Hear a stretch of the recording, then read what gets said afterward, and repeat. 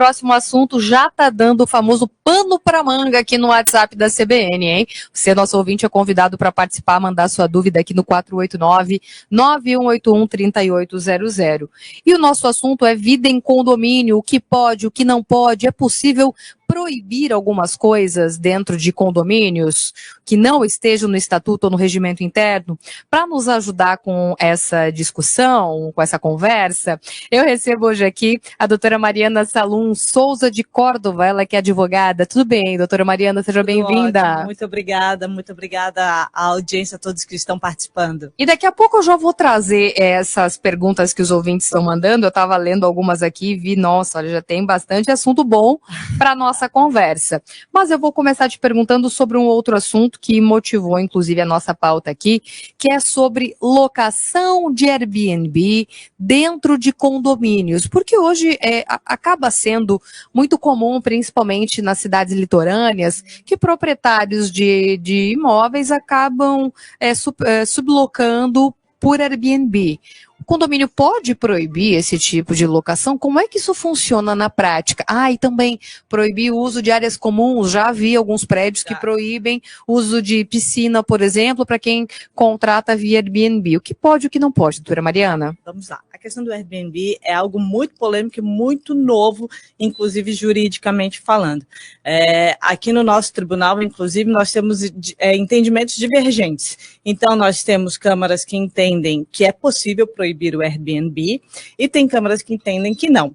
E qual é a grande discussão, né? Hoje os condomínios eles são classificados como residenciais, comerciais e mistos.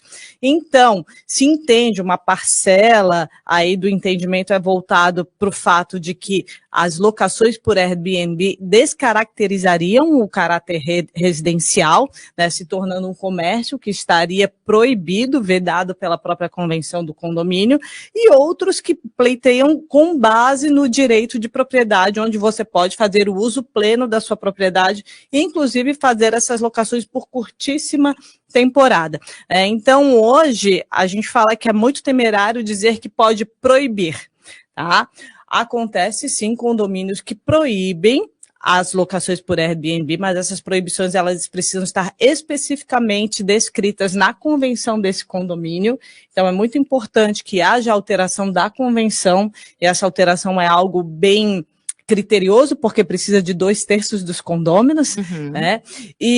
Ou aqueles que não proíbem, mas trazem regulamentos muito claros. Por exemplo, o uso de áreas comuns, que eu coloquei aqui nessa nossa conversa. O uso de áreas comuns, né? Existem muitos regimentos que proíbem o uso das áreas comuns. E pode proibir? Depende. Ótimo. O direito, ele é maravilhoso, né? Depende. Assim, eu entendo, meu posicionamento é que se estar muito claro na convenção e no regimento interno, que foi assim que os condôminos quiseram, pode haver a proibição. Mas nós temos também o entendimento dos julgados que falam que isso seria a vedação do uso pleno da propriedade pelo proprietário. Né? Então, assim, o proprietário ele tem a unidade dele, e o que é um condomínio edilício? Né? Você compra o seu apartamento e você compra também frações das áreas comuns. Então, em tese, você tem direito também de locar essas frações dessas áreas comuns. E a vedação seria um impedimento do uso pleno. Então, assim, é sempre muito importante que o condomínio que queira ou proibir ou permitir, que ele procure uma assessoria especializada e que aí essa assessoria ela faça uma análise daquilo que seja menor risco para aquele condomínio. Porque hoje, infelizmente, nós não temos uma legislação a respeito, né? E o nosso tribunal, não só o Tribunal de Santa Catarina, mas os tribunais do país inteiro também não entraram num consenso do que é... Não existe uma jurisprudência unificada? Não existe, tá? E isso acaba trazendo realmente uma série de complicações para o próprio síndico, que tem que administrar o interesse de todos, né? Olha, vida de síndico não é fácil, né? Ainda mais, por isso que muitos condomínios hoje buscam pelos síndicos profissionais, né? Não o síndico morador, que é alguém que vem de fora e coloca ordem na casa, digamos assim, né? Por exemplo, a nossa ouvinte, a dona Mari. Oi, Mari, um beijão, obrigada pela participação conosco. Ela pergunta, traz até uma queixa, né? Sobre o uso de cigarros nas sacadas, o cheiro do cigarro que entra dentro de outros apartamentos, né? Eu acho que ela deve sofrer em relação a isso, onde ela mora. É ruim também, né? Não é legal. Mas o que fazer? Falar pro vizinho, ó, para de fumar na sacada? Como é que você faz isso? Que é o direito do outro também, né? É muito complicado. E aí, assim, tem questões que ultrapassam o direito condominial e elas vão para o direito de vizinhança. E o que acontece? O Código Civil ele é muito claro quando ele diz que você pode usar a sua propriedade desde que você não traga prejuízo aos seus vizinhos. E aí a grande questão, não só de cigarros quanto barulhos, é com relação à atuação do síndico. Porque o síndico ele vai sempre atuar em prol do interesse da coletividade. Então, se por acaso existe um fumante que está incomodando uma certa quantidade de condôminos, é dever do síndico agir, porque ele está realmente defendendo o interesse de um coletivo ali, né? Não que seja o total. Mas se agora são questões pontuais, se é um condômino reclamando especificamente, aí isso sai do caráter do direito condominial e entra no caráter do direito de vizinhança, onde aquela pessoa ofendida é que tem que tomar as providências para acessar essa intercorrência, né? E aí, assim, ó, quais são as medidas? O síndico ele pode atuar como um mediador, no sentido de trazer as partes numa conversa, quem sabe auxiliar. Será que a outra parte sabe realmente que ela está incomodando, que o cheiro do cigarro ele atinge, né, que ele passa para outras unidades? Ou caso contrário, essa pessoa que se sente incomodada, vítima, né, ela pode propor medidas cabíveis, seja ela vinculada à perturbação de sossego, seja ela relacionada ao direito civil. Então, notificar, enfim, mas em condomínios a gente precisa exercer muito a empatia, né? Se colocar um pouco no lugar do outro, e o diálogo é muito importante para que isso aconteça. Antes da gente entrar no ar aqui, a senhora trouxe uma outra questão que também entra muito na vida em condomínio e tem um aspecto jurídico interessante, sobre animais em prédio, porque eu já morei em vários condomínios que tinha uma restrição que o animalzinho não podia colocar as 4 patinhas ali no chão da área comum, do elevador, que a gente tinha que levar no colo. Eu tenho um cachorro pequeno, de pequeno porte. Até aí tudo bem. Mas eu já vi vizinho que tinha um cão de grande porte. Como é que você vai levar um Golden no colo para fazer um xixi na rua? O que diz hoje a lei a respeito disso? Circulação de animais em áreas comuns. Pergunta muito legal, porque nós temos vários regimentos, inclusive legislações de condomínios antigos, né? Porque o que acontece? O condomínio ele é regulamentado pelo Código Civil, pelas leis ordinárias do país, mas cada condomínio tem a sua própria lei, que é a convenção e o regimento interno. E os condomínios mais antigos, eles previam, e assim como prevêem, né, aqueles que não fizeram as suas alterações, que os animais, alguns proíbem a existência dos animais em condomínios, ou outros limitam essa existência para utilizar elevadores específicos, saídas específicas, carregar no colo, porte de animal. Então, aqui em Santa Catarina, nós temos uma lei estadual que ela colocou um limite para tudo, né? No sentido de que hoje não é possível proibir que existam animais em condomínios, assim como não é possível exigir que os animais andem no colo, andem por um elevador específico, saiam especificamente por um local.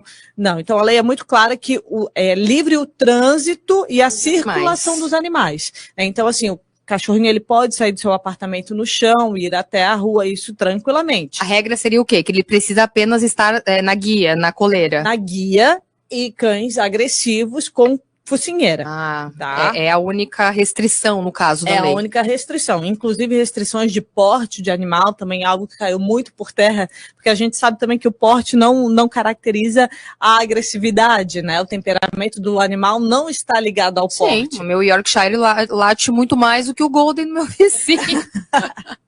É exatamente isso. Então, assim, hoje os condomínios que têm essa proibição acabam, nos seus regimentos internos, acabam não aplicando, o síndico que estuda, por conta disso, que acompanha, não aplica essa regra justamente porque nós temos uma lei que vale para o estado inteiro. E agora, a pessoa bem informada que está ouvindo a CBN, por acaso lá no seu prédio, está vivendo alguma situação parecida com essa, como que recorre a essa lei?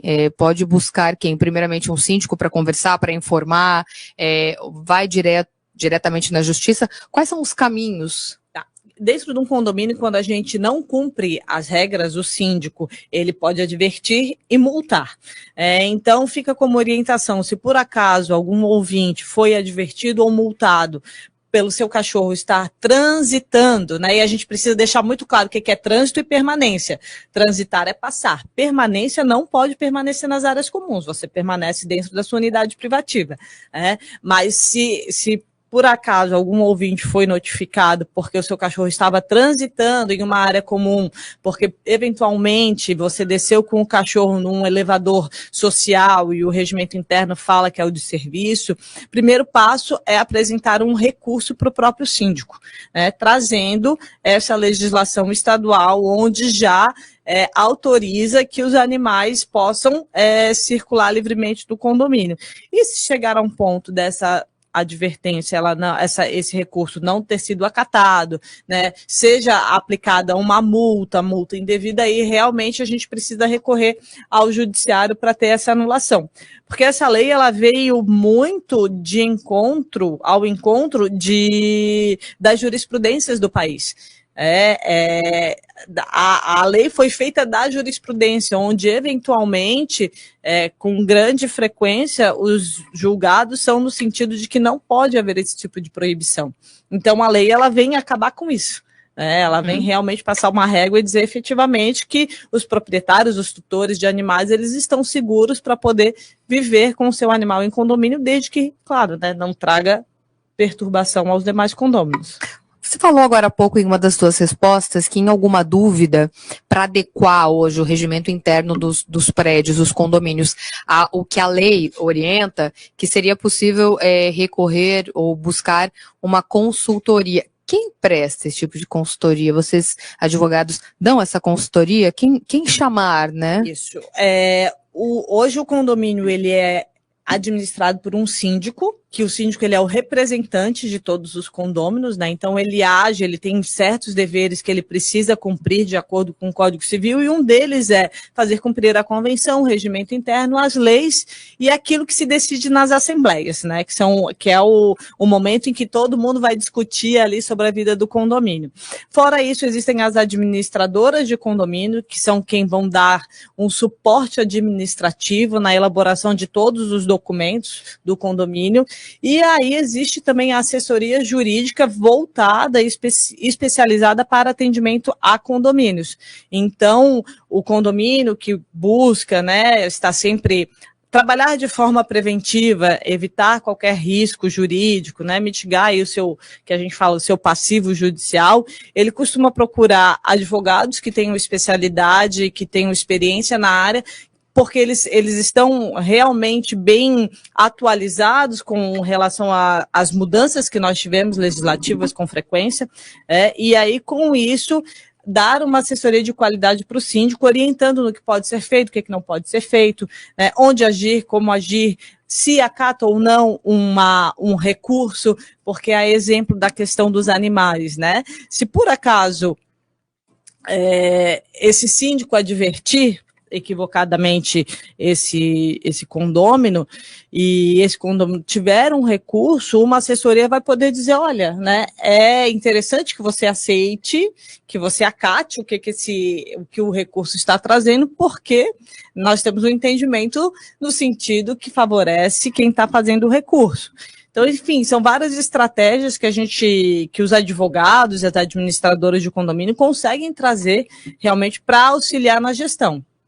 Muito bem, né? Assim a gente tirou algumas dúvidas aqui dos nossos ouvintes e também colocou luz a respeito dessa vida em condomínio e quais os caminhos, né, para buscar legalidade, né, para buscar organizar regimento interno dos condomínios com o que hoje é lei aprovada aqui no estado. Você acompanhou a entrevista da advogada, a doutora Mariana Salum Souza de Córdova, quem a gente agradece também pela presença na CBN. Em outros momentos podemos voltar para falar de outros assuntos. Foi muito bom tê-la aqui conosco, viu? Será um prazer. A vida em condomínio é muito dinâmica e é sempre importante que a gente possa trazer atualizações para os condôminos e para os síndicos realmente saberem lidar com essas situações. E né, também para acabar com algumas brigas, né? Vamos acabar, vamos fazer o pessoal ficar mais em boa vizinhança. Verdade. Obrigada, doutora. Até a